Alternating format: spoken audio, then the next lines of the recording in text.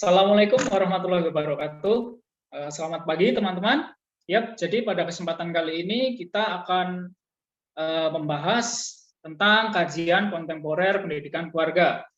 Tentunya kita dari kelompok 6 itu beranggotakan yang pertama ada Mbak Mardotilah Susna, dan yang kedua ada Mbak Afika Zukanis, yang ketiga saya Sofan Khairi, dan yang keempat ada Mas Bayu Setiawan. Jadi pada pembahasan kita kali ini, kita akan membahas tentang apa sih pengertian dari pendidikan keluarga itu, kemudian bagaimana sih pendidikan keluarga di kawasan Asia, Amerika, dan Eropa, terus bagaimana sih kalau di Indonesia itu, dan yang terakhir nanti ada masalah dalam pendidikan keluarga, serta solusinya. Baik, karena nanti sore saya harus menghadiri buka bersama Presiden Jokowi di Istana Negara, langsung saja kita menuju ke materi yang pertama. Baik, yang pertama adalah bagaimana sih pendidikan keluarga itu. Jadi pendidikan keluarga itu secara yuridis terbentuk melalui Undang-Undang Nomor 1 Tahun 1974 tentang perkawinan, di mana pasal 1 ini menyebutkan bahwa perkawinan adalah ikatan lahir batin antara seorang pria dan seorang wanita sebagai suami istri dengan tujuan membentuk keluarga atau rumah tangga yang bahagia dan kekal berdasarkan ketuhanan yang Maha Esa. Jadi di Indonesia itu keluarga diartikan sebagai adanya hubungan perkawinan yang sah antara laki-laki dan perempuan beserta anak-anak yang dilahirkan atau yang diadopsi. Jadi kalau teman-teman kalian itu belum suami istri tapi sudah melaksanakan perkawinan, itu tidak bisa disebut keluarga ya. Jadi keluarga ini diartikan sebagai suatu unit yang terdiri dari dua orang atau lebih yang hidup bersama untuk suatu periode. Jadi di antara mereka itu ada rasa saling berbagi dalam satu hal atau lebih. Misalnya tentang kesejahteraan, pekerjaan, makanan, atau kegiatan, dan lain-lain.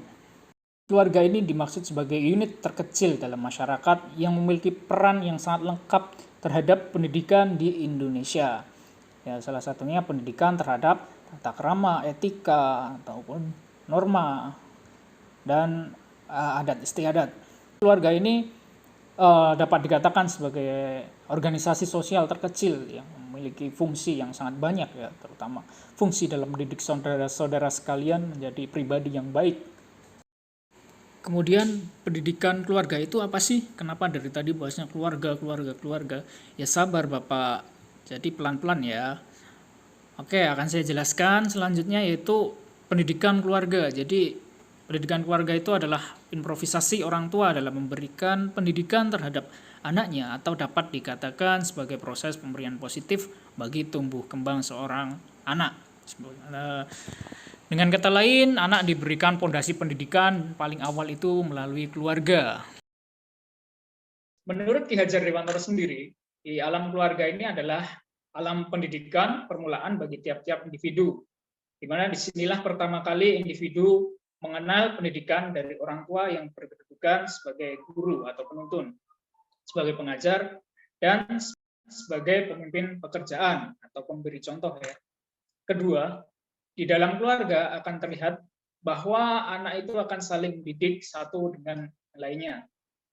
Yang ketiga, di dalam alam keluarga, anak juga akan berkesempatan mendidik diri sendiri, karena di dalam hidup keluarga itu mereka tidak berbeda kedudukannya, seperti orang hidup di dalam masyarakat, yang seringkali mengalami berbagai kejadian, hingga dengan dirinya menimbulkan pendidikan diri sendiri. Next.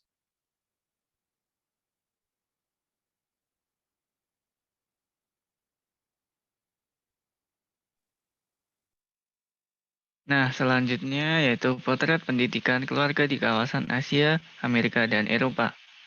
Yang pertama yaitu di Asia. Nah, di Asia sendiri nanti dibagi menjadi beberapa lagi. Yang pertama itu contohnya pendidikan akademik bukan yang utama. Dengan tingkat kecerdasan pendudukan yang di atas rata-rata, nyatanya akademik bukanlah yang paling penting. 2 tahun pertama duduk di bangku sekolah, mereka tidak hanya mencari nilai akademik.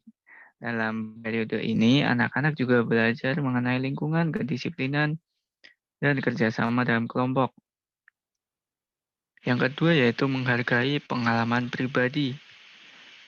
Tidak seperti sistem pendidikan Barat, orang Timur cenderung membebaskan anak-anaknya. Jika anak mereka melakukan sesuatu yang berbahaya, orang dewasa hanya mencoba untuk mengalihkan perhatian ke hal-hal lain, bukan sepenuhnya untuk melarang. Orang Asia Timur percaya larangan justru dapat menghentikan minat anak untuk bereksplorasi. Seorang anak tidak perlu dilarang, namun cukup diberitahu tentang bahaya dan alasan mengapa harus dihindari. Dan begitu, anak akan memiliki rasa berpikir yang lebih kreatif, solutif, dan taat aturan. Lalu yang ketiga adalah tidak mementingkan diri sendiri. Jika orang barat cenderung mengingatkan anaknya supaya tidak menyakiti diri sendiri, orang Asia Timur memperingatkan anaknya supaya tidak menyakiti orang lain. Sebelum usia 3 tahun, anak-anak sudah dianjurkan untuk menghormati orang lain, menyayangi makhluk hidup, termasuk hewan dan tumbuhan, kejujuran dan rasa kepedulian. Itu. Lalu di Jepang, pendekatan ini dipercaya bisa menciptakan suasana yang harmonis dalam masyarakat dan ditanamkan sejak usia dini. Lalu yang keempat yaitu belajar mandiri sejak kecil. Di Jepang dan Korea, anak-anak yang berusia 6 tahun sudah mulai berangkat ke sekolah sendiri, tidak diantar oleh orang tuanya. Di negara-negara Asia, orang percaya mengajak anaknya untuk berhitung pada usia dini dapat mengembangkan lobus frontal otak dan mengembangkan kemampuan kreativitas mereka dalam berpikir dan bertindak. Itu. Lalu, menekuni minat dan bakat sejak kecil. Setelah anak-anak belajar nilai norma dasar dalam masyarakat, barulah anak akan mengikuti pelajaran dasar seperti berhitung, bahasa, menggambar, akting, menyanyi, dan olahraga. Setiap anak tentu memiliki nilai dan bakat yang berbeda, yang kedepannya akan menentukan profesi mereka di masa depan. Lalu yang terakhir di Asia, yaitu memberikan kebebasan menentukan masa depan. Nah, memasuki usia 12-16 tahun, anak di Asia Timur telah dianggap dewasa, sehingga bisa membuat keputusan sendiri dan bertanggung jawab atas dirinya sendiri. Seorang anak dapat hidup dengan keluarga mereka selama yang mereka butuhkan, karena di Asia Timur ikatan keluarga amat penting. Namun, seringkali pada usia 14 tahun, anak sudah tahu apa yang mereka inginkan dan dapat hidup sendiri. Lalu, potret pendidikan keluarga di Amerika. Nah, di sini itu ada program yang namanya studi layanan home visit di negara Amerika. Nah, program ini itu program home visit dalam bidang pendidikan dan pengembangan anak usia dini menjadi salah satu agenda dari Presiden Barack Obama. Kemunculan program home visit ini di Amerika diawali oleh Head Start. Nah, program-program Head Start merupakan program yang mengarah pada pembinaan keluarga dan anak-anak yang masih sangat kecil dari keluarga miskin, serta memberikan program intervensi pendidikan untuk anak-anak dan pendidikan pada orang tua dengan didasari atas pemahaman bahwa keluarga memiliki peranan yang sangat penting dalam meningkatkan perkembangan anak.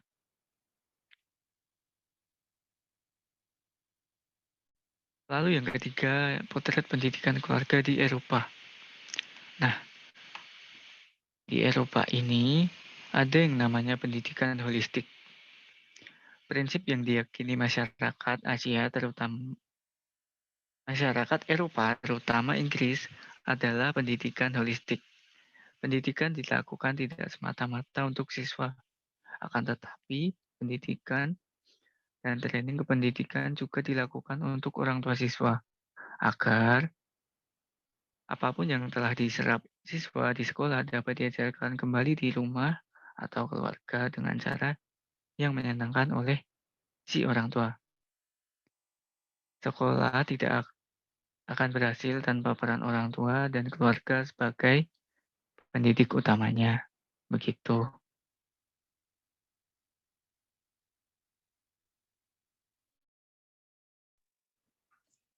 Oke, berikutnya itu potret pendidikan keluarga di Indonesia. Next.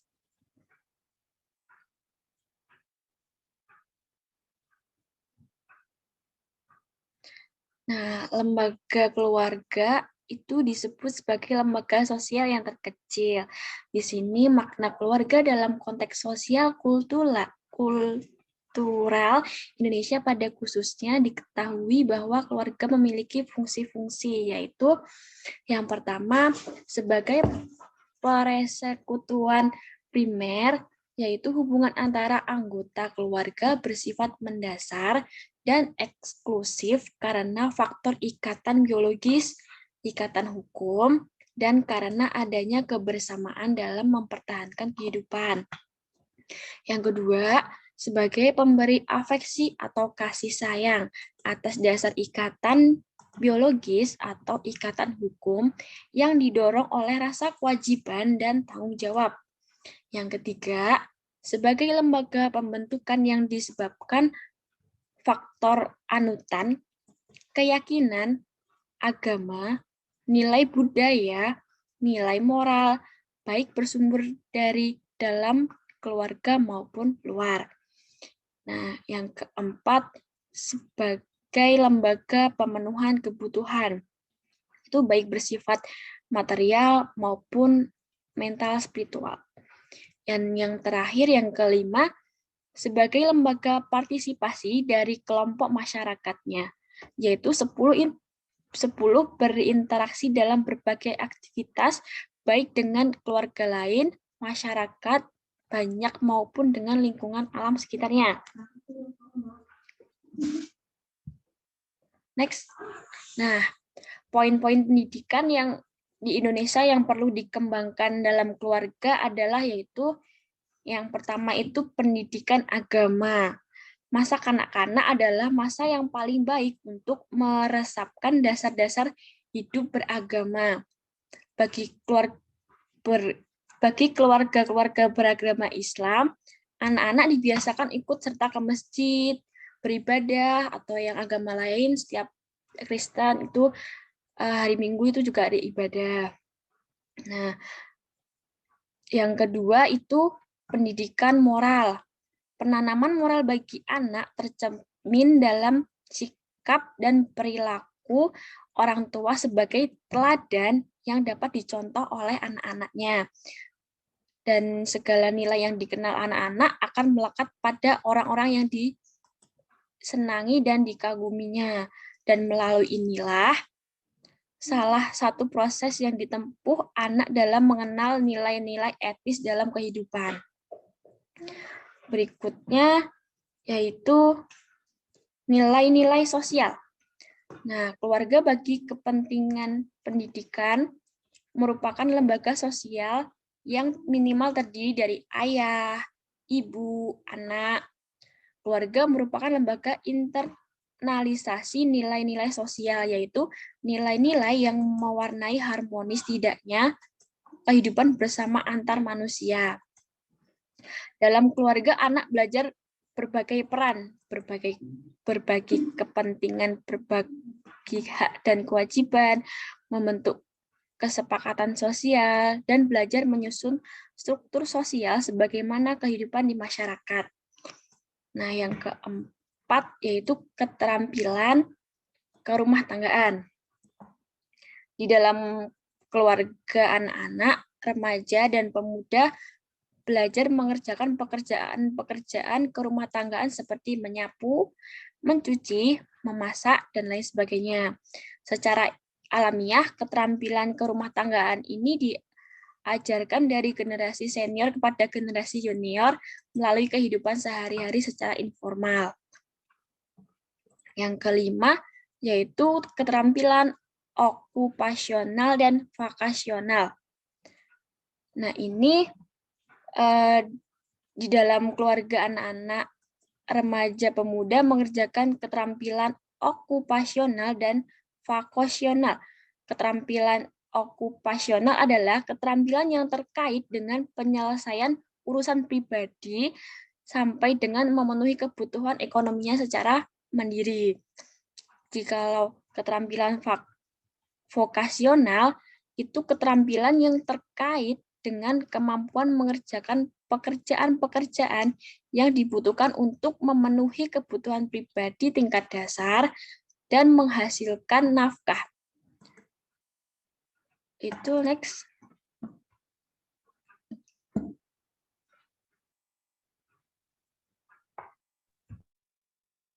Baik, selanjutnya untuk problem based solving, kita di sini membahas tentang masalah pendidikan keluarga di masa pandemi COVID-19 beserta solusinya.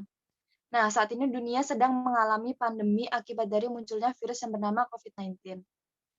Nah, salah satu bidang yang terdampak dan menyebabkan perubahan signifikan adalah bidang pendidikan, di mana sebelum virus ini menyerang, setiap anak pada seluruh jenjang, mulai dari yang berstatus siswa hingga berstatus mahasiswa, menjalankan kegiatan lebih banyak di sekolah. Sedangkan saat ini para siswa harus menjalankan kegiatan pembelajarannya secara daring atau dari rumah masing-masing. Nah, selama diterapkannya kebijakan physical distancing untuk mendukung pencegahan penyebaran COVID-19 ini, banyak orang, termasuk anak-anak, diharuskan terbiasa untuk melakukan kegiatan yang terbatas di rumahnya masing-masing. Nah, jadi peran keluarga dalam situasi COVID-19 ini adalah mengganti fungsi pendidikan dan sosial kemasyarakatan dalam pemenuhan kebutuhan sosial bagi anak sebagai makhluk sosial. Nah, dalam kondisi seperti ini, tidak ada orang lain lagi di sekitar kita yang dapat mengajarkan atau mendampingi pembelajaran sang anak. Dengan begitu, dibutuhkanlah peran dari orang tua agar pembelajaran anak tetap berjalan seperti semestinya. Nah, selanjutnya ketika masa pandemi ini, pendidikan seorang anak akan menjadi hal yang sulit dilakukan sendiri, sehingga solusinya adalah orang tua mau tidak mau harus menjadi guru yang mampu mendampingi anaknya belajar. Karena pembelajaran dari sekolah oleh guru itu biasanya dilakukan secara daring dengan memberikan materi atau melalui media sosial yang digunakan seperti WhatsApp. Lalu di situ anak akan mengerjakan dan akhirnya dikumpulkan juga melalui media sosial. Di situ peran orang tua harusnya akan melakukan pendampingan terhadap anak dalam proses pengerjaan tugas, sehingga dapat membantu proses tersebut pembelajarannya dari awal hingga selesai. Di situ guru juga tetap harus melakukan pemantauan melalui media sosial yang digunakan. Nah, jika orang tua mengalami kesulitan, maka di situ guru harus membantu untuk memberikan penjelasan yang lebih rinci kepada orang tua.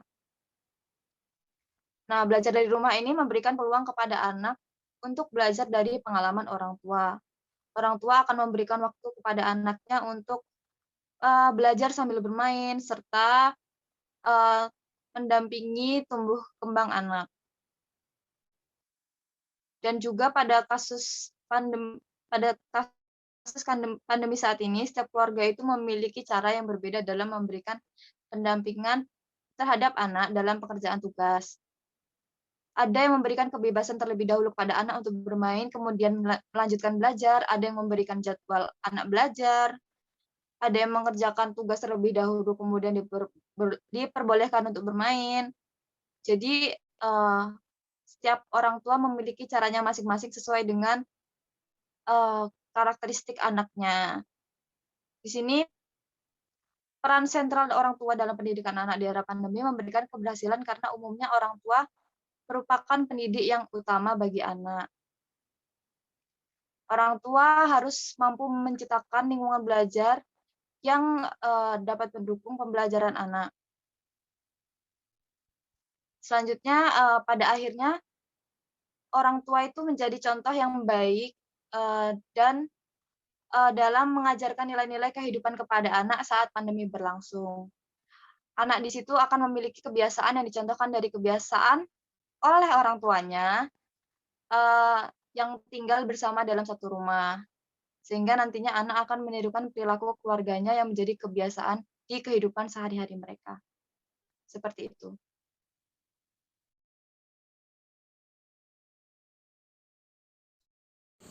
Oke, terakhir kita sampai di bagian kesimpulan. Jadi kesimpulannya, pendidikan keluarga ini adalah improvisasi dari orang tua dalam memberikan pendidikan terhadap anaknya, atau dapat dikatakan sebagai proses pemberian positif bagi tumbuh kembang anak sebagai fondasi pendidikan. Pendidikan keluarga di kawasan Asia lebih cenderung untuk membangun karakter seorang anak, di mana orang tua ini diberikan kuasa sepenuhnya untuk membentuk karakter anak itu. Kemudian di Amerika sendiri, pendidikan keluarga terdapat pemantauan dari pihak pemerintah yang dinamakan sebagai program home visit. Hal ini diupayakan untuk membina orang tua dan anak dalam pendidikan keluarga. Kemudian yang terakhir, yaitu di Eropa, terdapat pendidikan holistik, di mana hal ini diadakan agar apapun yang telah diserap oleh siswa di sekolah itu bisa diajarkan kembali di rumah dengan cara yang menyenangkan oleh orang tua. Di Indonesia sendiri, pendidikan keluarga sangat menekankan pada norma agama, norma hukum, norma kesusilaan, dan norma kesopanan, sehingga dapat diartikan bahwa pendidikan keluarga di Indonesia akan memberikan pelajaran tentang keyakinan agama, nilai budaya, nilai moral, dan keterampilan. Untuk permasalahan pendidikan keluarga di Indonesia sendiri dapat kita ketahui tadi ya, mengenai sebuah pendampingan orang tua dengan anak itu masih cenderung kurang, dan orang tua masih cenderung bingung dalam mendampingi pembelajaran seorang anak. Jadi kalau Anda tidak mau anak Anda atau adik Anda itu sujud dengan posisi handstand, silahkan dampingi adik Anda atau anak Anda selama mereka bermain gadget. Mungkin sekian yang dapat kami sampaikan. Apabila banyak salah kata, kami mohon maaf. Dan untuk sesi pertanyaan, kami akan membuka hingga pukul 11 siang. Jadi silahkan bagi teman-teman yang ingin bertanya atau memberikan saran atau masukan atau sekedar hanya untuk presensi, kami tunggu hingga pukul 11. Sekian dari kelompok kami. Wassalamualaikum warahmatullahi wabarakatuh. Adios.